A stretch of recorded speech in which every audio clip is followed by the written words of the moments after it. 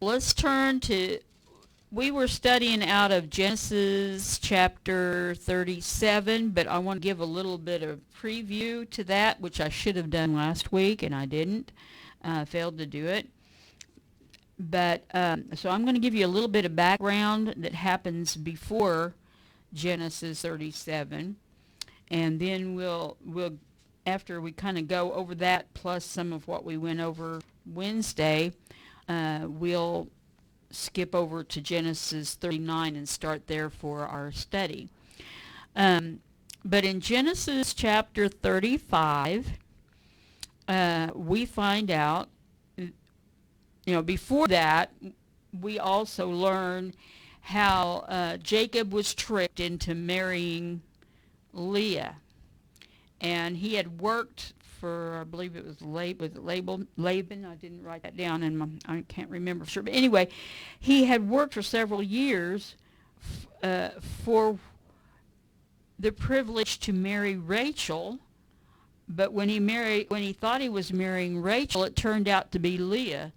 And we won't go into the details of it. You can go back in Genesis and study that for yourself. But bottom line, he was tricked into marrying Leah, and found out when he woke up after their wedding night that wasn't Rachel, that was Leah in there. And Leah, it was customary that the older daughter had to be married before the younger one, and they used that for an excuse for tricking him. So then he had to work a bunch of years more to get Rachel. So he ended up with two wives, Leah and Rachel. And they both had, well, let's see. I didn't read where it said whether Leah had any handmaids or not, but Rachel had two maidservants. One was Bilhah and one was Zilhah. So anyway, we find out that, and I don't have them in the right order as far as birth is concerned, but we find out that Leah, this is where the 12 tribes came from, and Leah had Reuben, Simeon, Levi, Judah, Issachar, and Zebulun. Then Rachel had she had two sons by Jacob. She had Joseph and Benjamin. And then her maidservants, Bilhah, had two sons by Jacob. Now, mind you, there's girls in this. It's just they usually just mention the sons. So I don't know how many daughters or anything, but Rachel's maidservant Bilhah gave birth to Dan and Naphtali, and then Zilpah's another maidservant of Rachel's, and she gave birth to Gad and Asher. Now, we're going to zoom in on Joseph. Rachel was Jacob's favorite wife because she's the one he really wanted to marry. He didn't really want to marry Leah, but he ended up marrying her, and so it was what it was, and that's how it was. And so really, Jacob had two favorite sons, because Rachel gave birth to Joseph and to Benjamin, and Joseph was the oldest, so he's the one that ended up with a coat of many colors. And I did a little bit of a study. It's a whole study in itself. If you want to study it sometime, go for it. But coat of many colors represented favoritism of the oldest person, eldest son in the family, which he considered, in his mind, Rachel's sons. He considered them his favorite over Leah's sons, because Rachel's the one he really wanted to marry. He hadn't intended on marrying Leah. And so to him, Joseph was the one to be his heir, because it was the oldest son that inherited his father's, most of his father's stuff. And it went to him. And so that's why he made a coat of many colors. And according to what I studied, it looked like it was made from a real fancy quilt. It was like a patchwork of real fancy ornamental type, like squares and different shapes, I guess, and different colors, but they were made out of, it was a real fancy looking coat, and it had lots of color in it, and it was very, very special. And he only gave it Joseph a coat like that. He didn't give anybody else a coat like that because it was supposed to be kind of a declaration that when he died, Joseph got everything. Or even if he was still alive, if he quit being the head of the family, Joseph would be the head of the family. Well, that was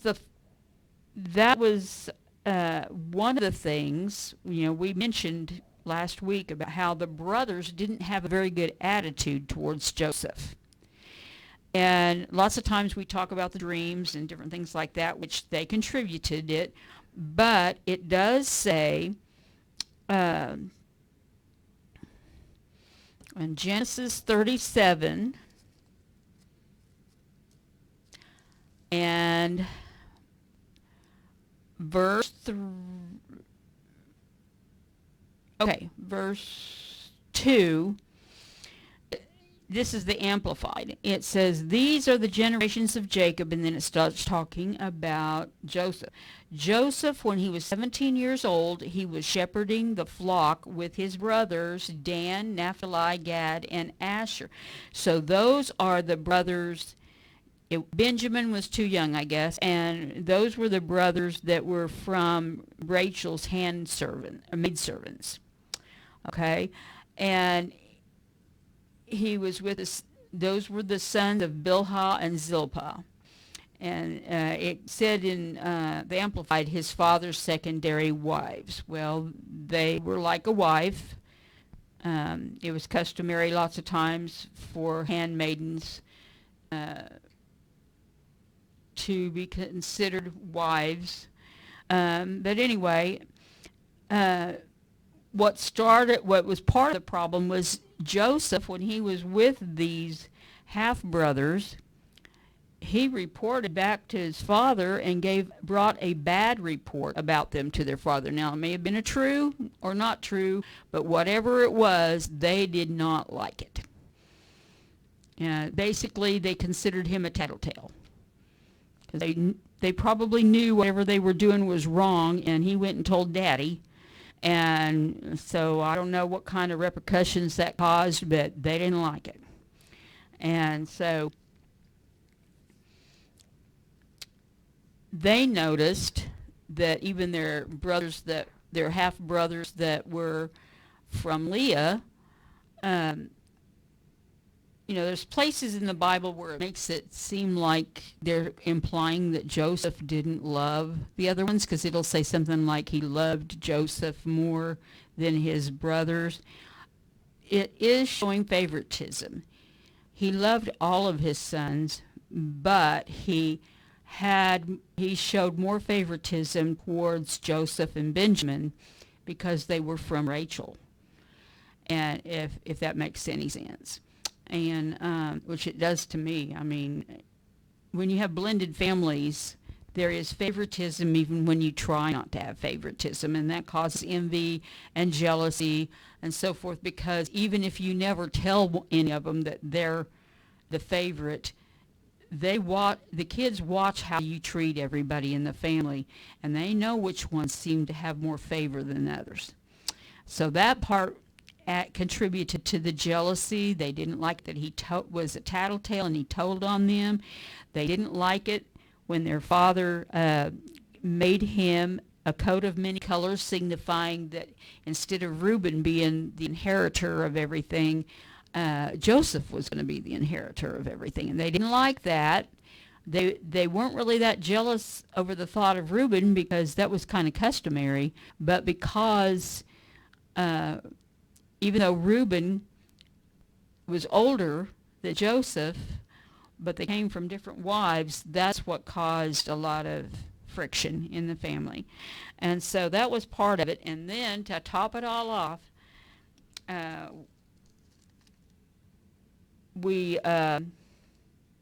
were several dreams that Joseph had. And sometimes it's not wise to tell everything you dream, and sometimes it is, and sometimes it's not wise to tell everything you know, even when your intent is to be truthful, because when he told the dreams, I don't know whether he was bragging or not. It doesn't really say, and if there's a clue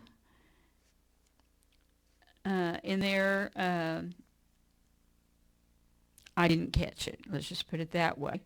But there's things in the dream that when interpreted, it showed that the family was going to bow down and serve Joseph. And it was really a foretelling of what was going to happen in the future, and they didn't like that. Even his father and mother questioned those dreams. And I was like, you're implying that we're going to serve you? And so it caused contention in the family. But there are people who can interpret dreams, and so Joseph was one of them. And in the records that are listed in the Bible, he every dream he had came to pass that was told in here. So but in verses 1 and 2 of chapter 37, we learn that Joseph was only 17 years old at the beginning of the story, and when he brought that bad report. Anyway, so he had contention and jealousy and envy going on, and whatever bad the boys were doing shouldn't have been done, but Joseph tattled, and so they didn't like it. Even in school nowadays, or in families nowadays, when people tattle on their brothers and their sisters, the brothers and sisters don't like them for that. Okay.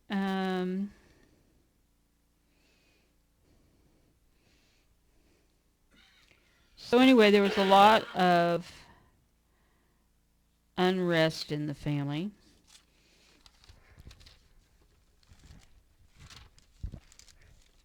And let's see, where did I want to start here?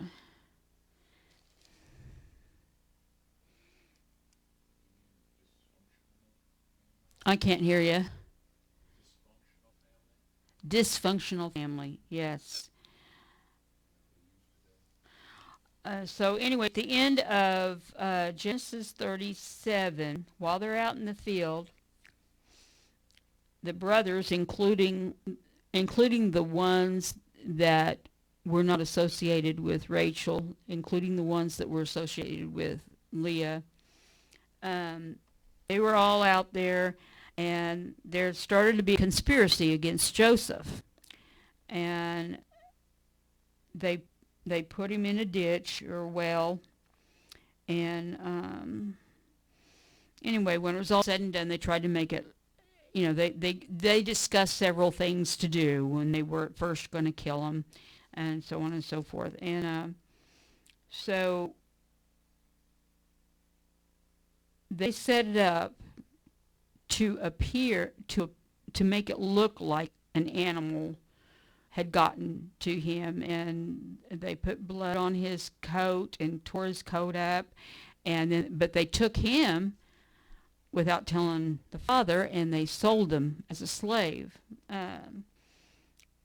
to the Midianites, and that were coming through there near the fields where they were shepherding. But they had their dad think that his son was dead. So Jacob believed that Joseph was dead after this. And so the only son he had through Rachel that was left was Benjamin. So Benjamin became his most favorite son then. And then, meanwhile, in Egypt, the Midianites sold Joseph as a slave to Potiphar, an officer of Pharaoh and the captain of the royal guard. All right. we are going to slide on over to Genesis 39, and I'm going to have Dave, or ask Dave, to read in chapter 39, verses 1 through 6, if you would, Dave. And you're using the King James Version? Okay, he's using the King James Version. And Joseph was brought down to Egypt, and Potiphar, an officer of Pharaoh, captain of the guard, an Egyptian, bought him of the hands of the Ishmaelites, which had brought him down thither. And the Lord was with Joseph, and he was a prosperous man, and he was in the house of his master, the Egyptian. And his master saw that the Lord was with him, and that the Lord made all that he did to prosper in his hand. And Joseph found grace in his sight, and he served him. And he made him overseer over his house, and all that he had he put in his hand. And it came to pass, from the time that he had made him overseer in his house, and over all that he did, he had, that the Lord blessed the Egyptian's house for Joseph's sake, and the blessing of the Lord was upon that he had in the house and in the field. And he left all that he had in Joseph's hand, and he knew not aught he had, save the bread which he did eat. And Joseph was a goodly person and well favored. Okay. So what have we learned so far about Joseph? Anybody want to use your mic? Please. He could be trusted. He could be trusted. What else?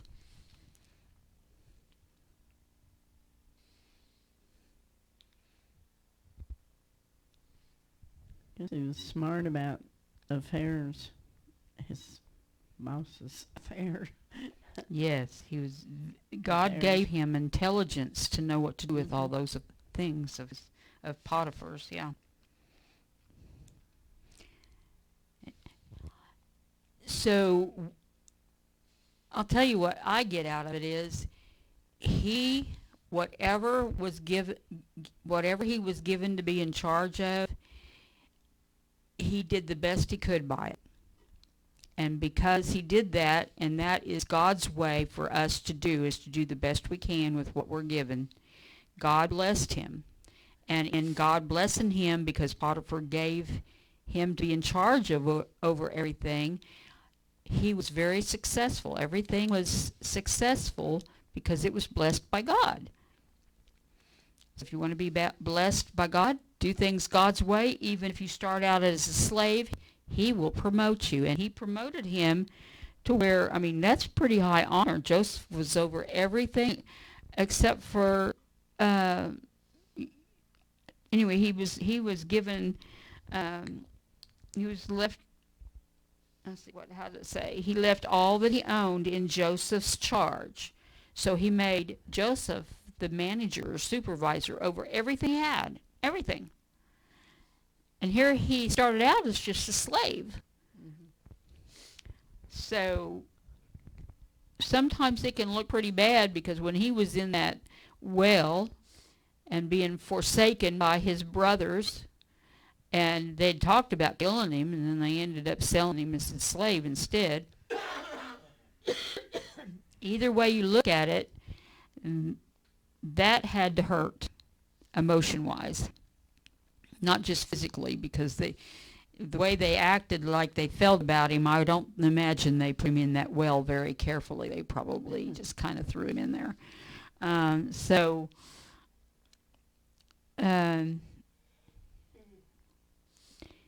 even though people that we love and we care about, that are supposed to love us back, can hurt us greatly. But if we stand strong in the Lord and do things God's way, God will promote us. And that's what I get out of that first part. Anybody got anything else to add?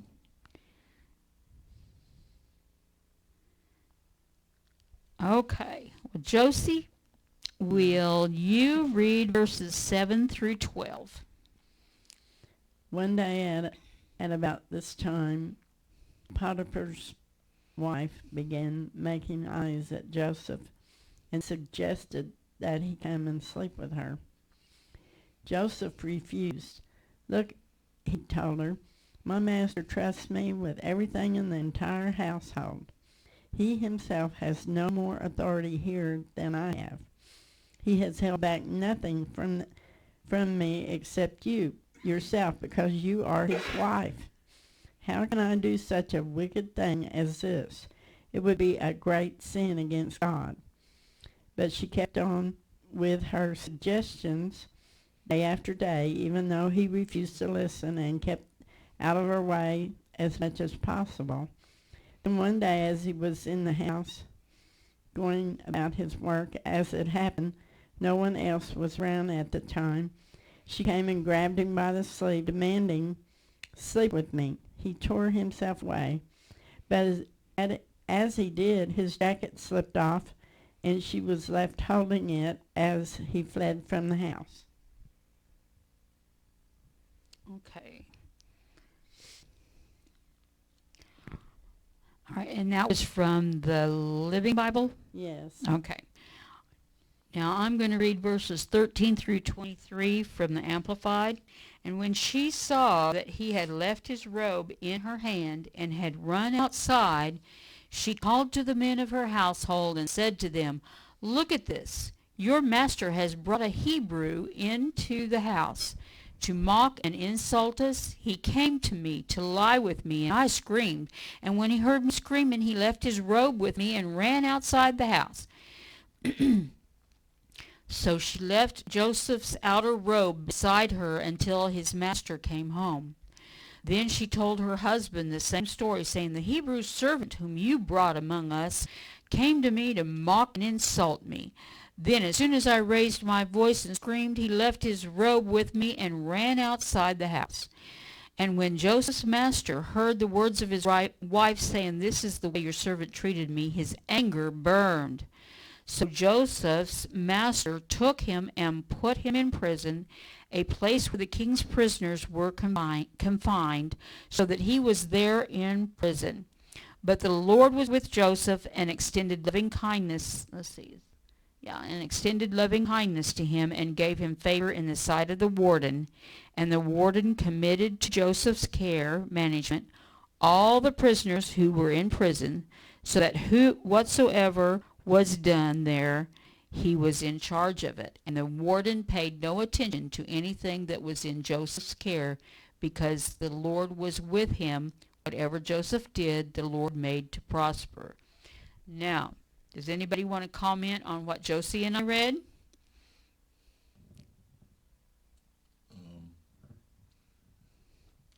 There's a part in there that Potiphar's wife was trying to get Joseph for a while. It's been going on for a while. Mm-hmm. And the thing I noticed is that Joseph didn't go to Potiphar and say something about, "Hey, your wife is, she's trying to get me, And but then I guess he didn't want to stir up anything, or because nothing really happened. It's just that now you're gonna she's probably gonna lie about it, and then Potiphar is gonna be like, what are you trying to do, Joseph, and all this kind of stuff. So when there's nothing said, about what she did, what can you say?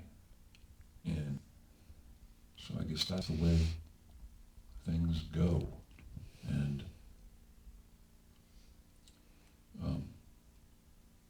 so there's that little area there that, well, he could have straightened things out, but would he be able to straighten things out? I don't know. Josie, you got anything to add to that? What I get is when you are trying to do right, even when others are trying to cause you to do wrong and tempt you, like Potiphar's wife was trying to tempt Joseph, but he kept trying to do what was right. I believe that person was under the influence of Satan, because Satan doesn't want us to do right and wants us to feel like we're being punished when we do right. And I think Joseph did the right thing in not saying anything to Potiphar, because it would have been her word against his, and he knew the wife isn't going to admit to it, because she's trying to get Joseph to do this with her without her husband knowing.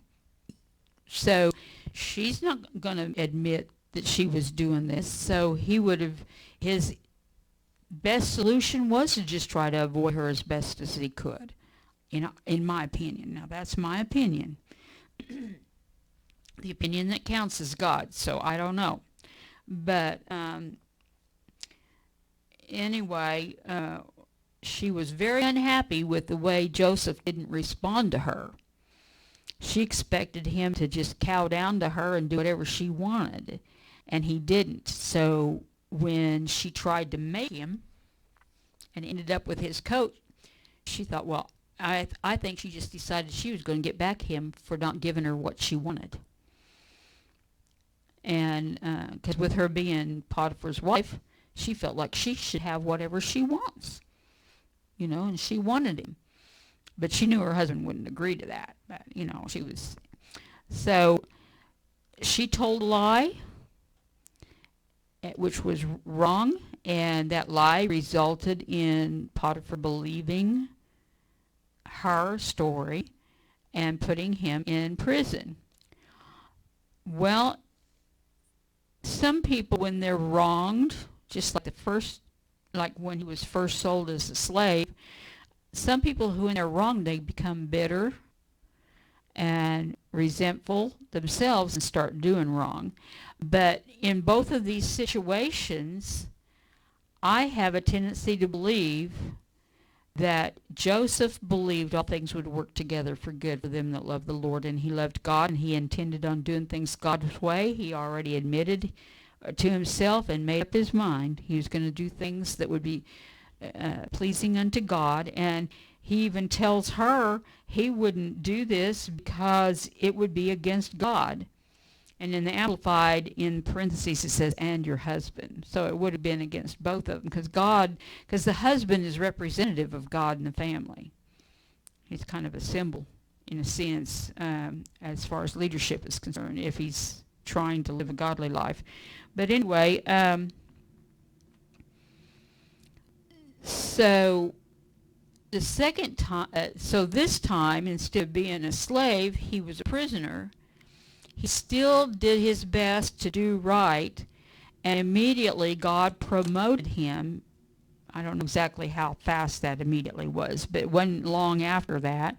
He got promoted within the prison to where he was put over all the other prisoners and everything. And the prison keeper, or the warden, didn't even have to, he trusted him just like Potiphar trusted him.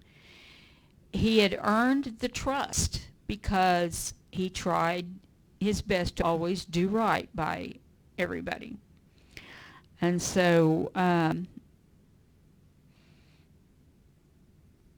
then the last verse tells the warden paid no attention to anything that was in Joseph's care, because the Lord was with Joseph, and whatever Joseph did, the Lord made to prosper. So This story so far tells me that when you're trying your best to do things God's way, bad things can still happen to you. But when it's all said and done, God will cause you to prosper because you're trying to do things God's way. It may look bad while you're going through it, but God will bring you through. And we can go on to chapter 40.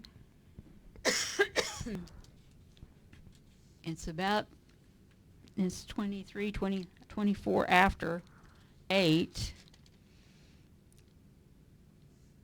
I guess we might have time to do that. Okay, let's do chapter 40. Dave, will you read verses 1 through 8 in chapter 40? And let's see what happens while he's there in prison.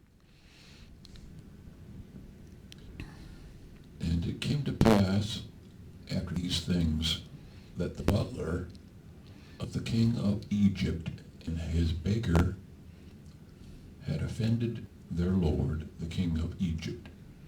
And Pharaoh was wroth against 2 of his officers, against the chief of the butlers and against the chief of the bakers.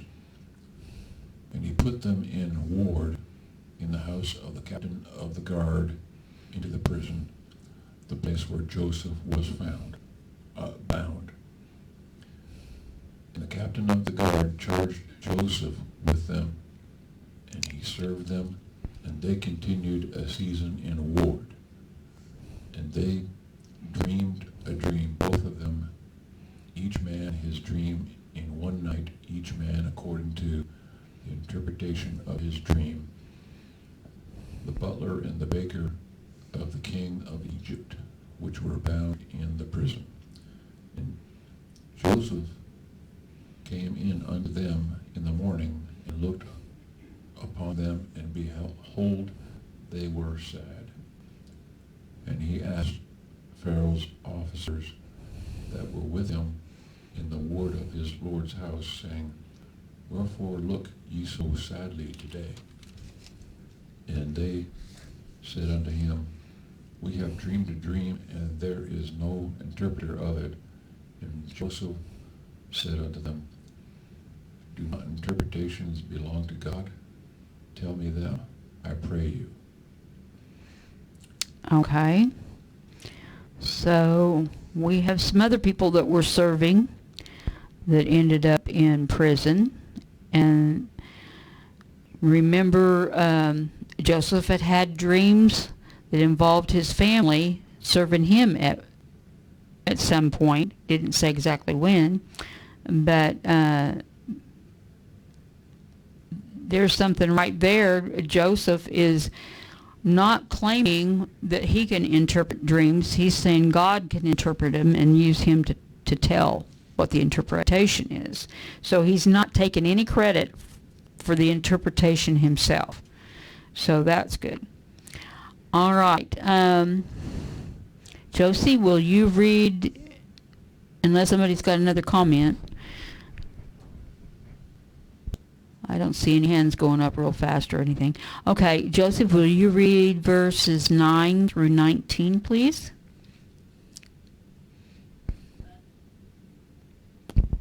The butler told his dream first. In my dream, he said, I saw a vine with 3 branches that began to bud and blossom, and soon there were clusters of ripe grapes. I was holding Pharaoh's wine cup in my hand, so I took the grapes and squeezed the juice into it and gave it to him to drink. I know what the dream means, Joseph said. The 3 branches mean 3 days. Within 3 days, Pharaoh is going to take you out of prison and give you back your job again as his chief butler. And please have some pity on me when you are back in his favor, and mention me to Pharaoh and ask him to let me out of here, for I was kidnapped from my homeland among the Hebrews, and now this.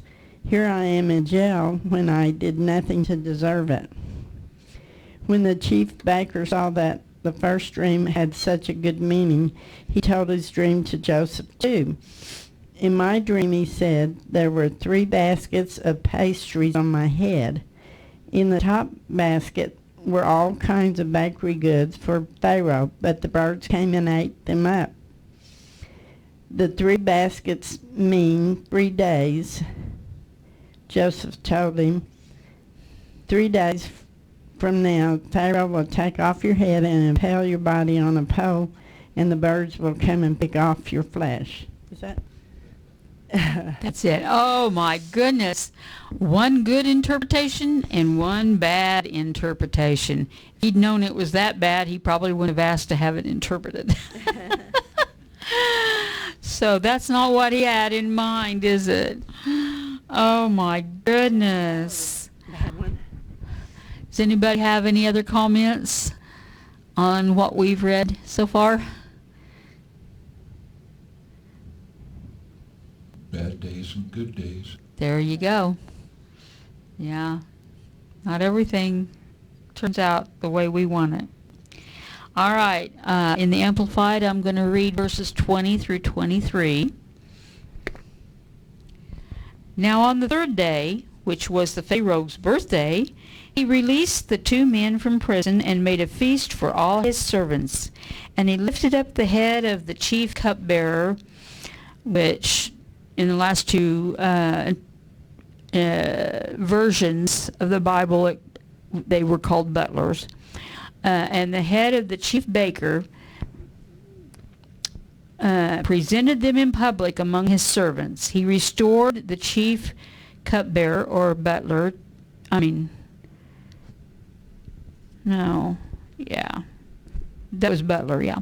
Cupbearer or butler to his office, and the cupbearer once again put the cup into Pharaoh's hand.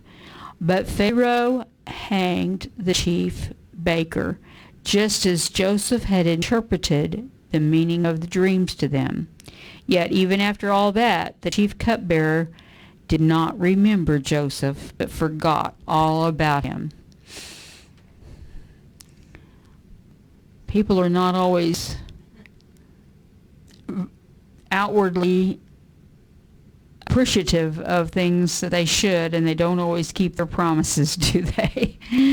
So anyway, I'm sure right then Joseph had kind of given up on those 2 helping him out. All right, it is now 8:30. Do we want to go to chapter 41 and do it too, or do we want to stop and save it for another time? Because this is going to take more than one Wednesday anyway. So I'm looking for comments from Josie and Butch on this. Y'all have the farthest to go home. You want one more, or you want to stop there and finish another day? I can hear you.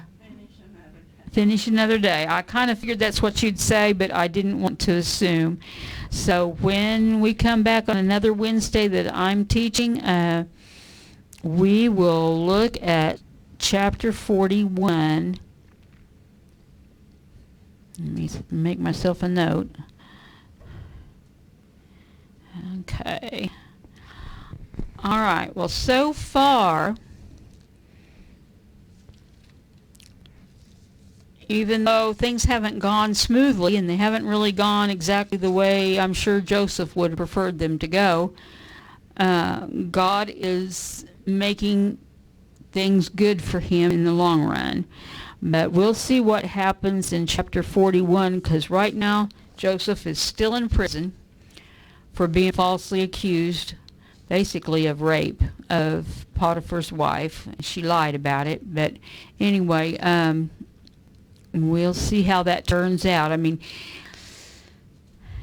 that has to be hard to try to maintain a good attitude in spite of being done wrong by others. So, let's request.